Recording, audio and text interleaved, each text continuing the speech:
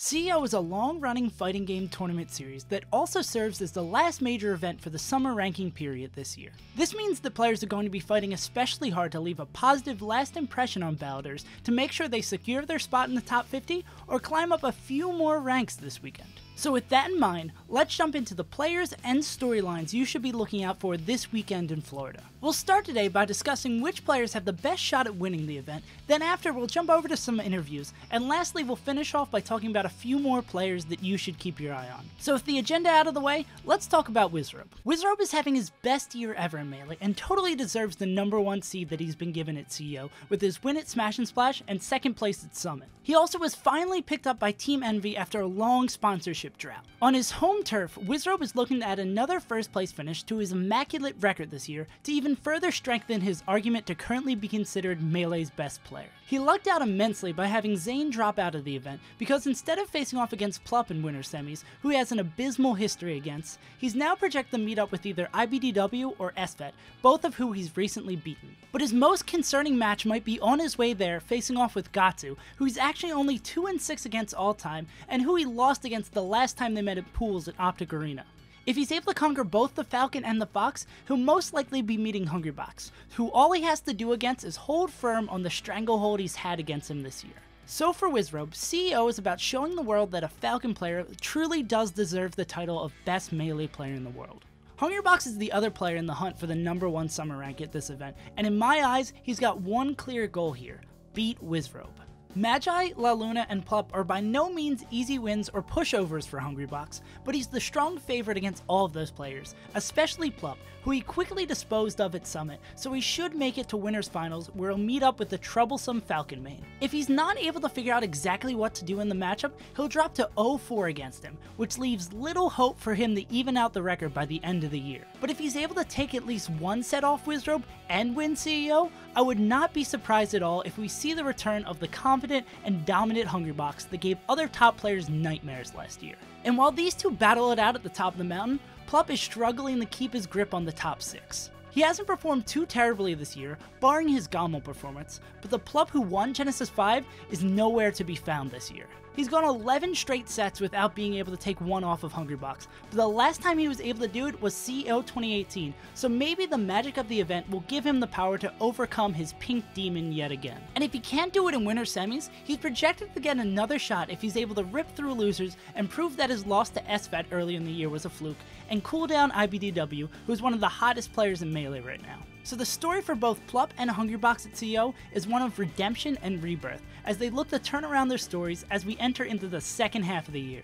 We've talked a whole lot about IBDW in the last couple of weeks, with very good reason, so we're going to keep it short for him.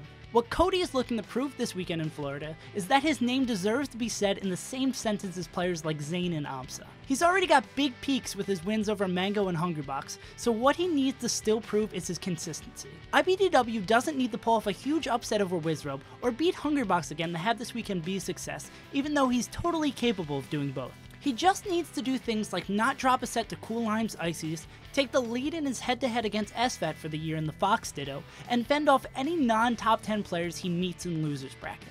The exact same goes for Esvet, who's hoping that the Fox Ditto swings in his favor instead.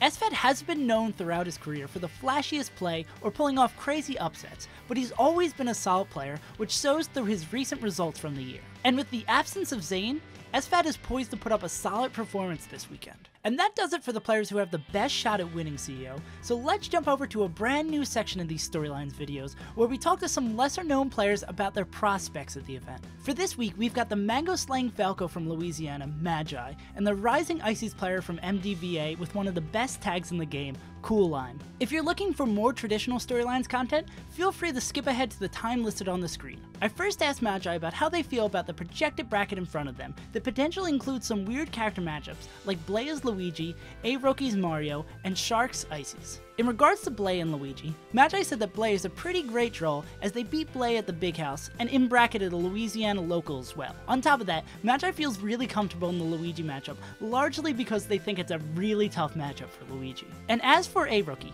Magi said that he's one of the first top players Magi got to regularly face off against before they started traveling a ton. And since Magi's been back to more local events, they've beaten him in all 3 sets the two have faced off in this year, so Magi would be quite happy to see the bracket fall that way. But if Sharks is instead Magi's qualification match for top 16, they're a little more concerned as they're 0-5 against Ices outside of pools this year, with 2 of those drop sets coming against Sharks. But even though Magi's been studying up on the matchup, they still expect it to be a challenging set. I then asked Magi about what kind of mindset you should be looking to have going into a set against some of Melee's giants, as Magi is projected to face off with yet another in the form of Hungerbox this weekend. They said, and I quote, "Honestly, going in the sets versus the gods are usually the easiest for me, because the expectation to win drops super duper hard. When I play against players that people can realistically see me beating, it can be a bit more nerve-wracking because the expectation to win is higher, but against the gods, it's way easier to completely ignore that aspect of the set and focus entirely on the game. Realistically, the 2 outcomes of the set are, I lose and no one is surprised or disappointed, or I win and everyone pops off, so the fear of losing completely disappears for me personally." As for goals for CEO, Magi is mainly looking to shake their poor history against Ice Climbers, against any of the talented mains in attendance, and to also beat at least one of the players that had previously taken a set, like Cobalt or Hugs. I lastly asked Magi about any other players that we should be looking out for this weekend, and they pointed to a trio of North Florida players, Jay, Sinbad, and ADMJ, as well as Stockholm Syndrome, the Peach famously known for beating La Luna at CEO last year. And that ends our time with Magi, so let's go talk the cool lime. I first asked him on his thoughts about the Ices Ditto, which he's projected to play against Flipsy in the first round of top 64, and that he could very realistically play against Drunk Sloth or Sharks on loser's side as well. Lime said, and I quote, "I feel that I'm probably one of the better Ices at the Ditto, as funny enough, many Ices players don't seem to practice the Ices matchup. Without writing an entire matchup guide, I would like to think the Ditto can be fun if played well. It reminds me of Smash 64 in the sense that you can't be greedy for Russian approaches, but a calculated interaction can net you something big without much counter." I then asked him about his chances against IBDW, who was recently brought to Game 5 by Bananas at Smash and Splash 5. He said that, and I quote, "IBDW has historically struggled against Ices, having lost to a variety, but this year with his rise, he's actually putting together a clean record versus a variety of Ices. From what I know, I don't think he's near invincible when it comes to the matchup. I hope to meet him in bracket, because I would like to see if he's found the answers to my more Chu-like style of countering habits I find with patient play. I think Bananas has a style that works well versus players that find themselves trying to force things against Ices, and not to discredit him, but I think with how IBDW sees the game, going for options that assume my opponent will get hit due to obscure semi-mix-ups isn't a strategy I want to employ.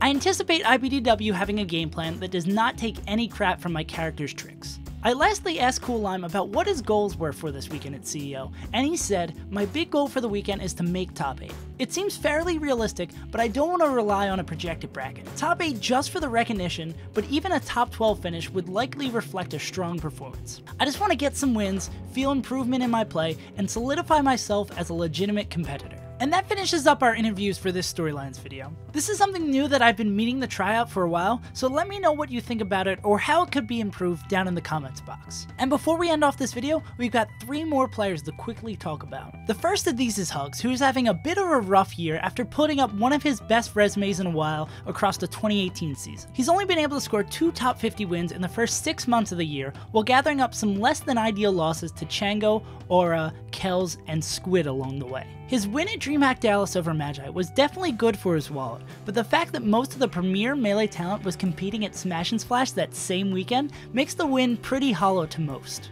But maybe a gold medal is exactly the confidence boost that Hugo needed. His projected path includes Big Kid's Puff, Pew Pew who cleanly 3-0'd him when they last met at Genesis this year, Zio's Falcon, which is a scary matchup for Samus, Drunk's Lost Ices, which is another iffy matchup for Hugs, and Esvet. So the path to a big run at CEO isn't pretty for Hugs, but anything can happen in Melee this year. Next up we got Cobalt, yet another Florida local. You probably haven't heard much from the Green Fox this year due to his lack of major attendance, but he's been slowly grabbing top 100 wins throughout the year at smaller events. Unfortunately, he's also been grabbing some pretty bad losses for the 30th best player in the world at these events as well, such as both of his losses at MomoCon and his drop sets to Snowy and Stango at King and Fight Pit 9 respectively, which makes me wonder if Cobalt will retain his top 50 status for the summer ranking. His projected match against La Luna for top 16 does give him a chance to pick up at least one win if he can repeat his CEO performance from 2017, and with all the other talent in attendance, he could easily add a few more to his resume as well.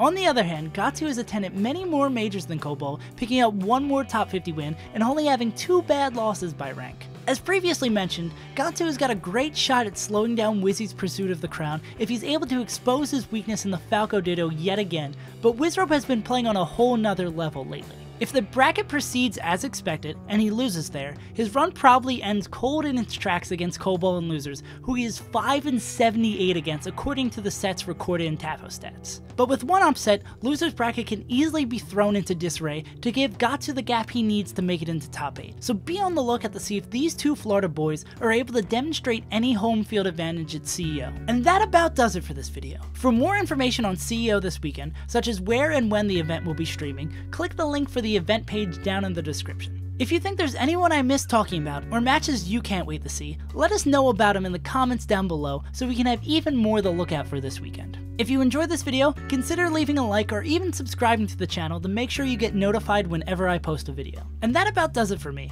I've been SaveAsUntitled, and I'll see you guys next time.